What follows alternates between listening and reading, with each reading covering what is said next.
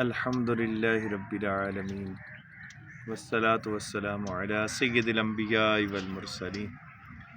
آج آپ کو ایک ایسا وظیفہ بتانا ہے جو دکھی ہے، پریشان ہے، مصیبت میں ہے، رنجوں میں ہے، غموں میں ہے، تکلیفوں میں ہے، مصیبتوں میں ہے۔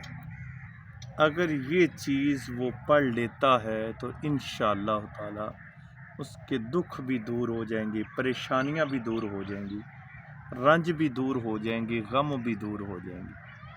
وہ وظیفہ کیا ہے؟ 129 بار اس نے سورۃ کوثر کی تلاوت ہر روز کرنی ہے، اور چلتے پھرتے سورۃ القریش پڑھنی ہے۔